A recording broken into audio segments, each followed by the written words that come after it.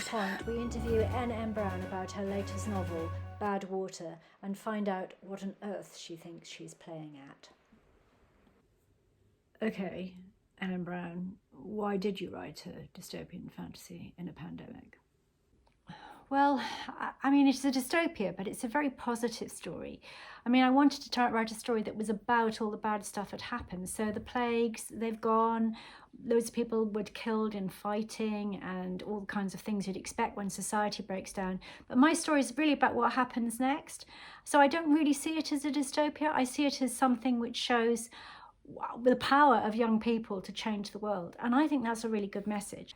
So let me get this right. This is a young adult novel which features violence and slavery and a dystopian kind of setup. What was the appeal of this for you?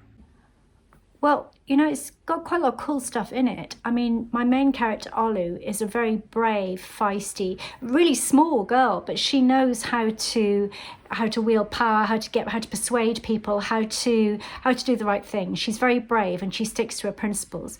And Rata, he comes from a really difficult place to live, but was much loved by his sisters. He's really, really loyal. And of course, he can see the future, which is quite cool.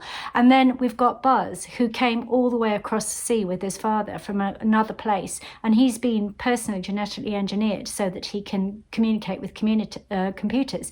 I mean, it's a problem that there aren't really that many computers in flooded London, but he can do it. And also he can see in the dark. And who wouldn't want to be able to see in the dark? I mean, it's a minor superpower, but it's one that really appeals to me. And why do you think anyone would want to read this book? I think anybody who loves a good adventure will enjoy this book.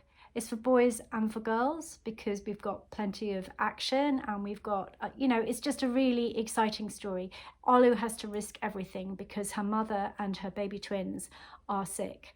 And in order to persuade someone to care for them in this flooded world that she's in, she has to agree to go to Bad Water, which is where,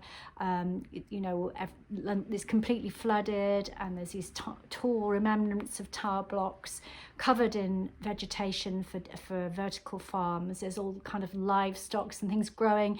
There are these huge kind of swinging bridges between places and this really violent society, and she's heard that there's a cache of old weapons and she has to go there to get them.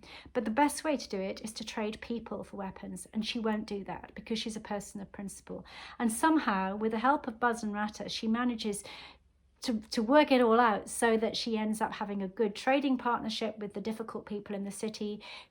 I'm not going to tell you whether she saves some other, but it's a really exciting story and I think you'd like it. Thank you very much, N.M. Browne, for your time. And if you do wish to purchase this book, you will find it on Amazon and other sites of that ilk.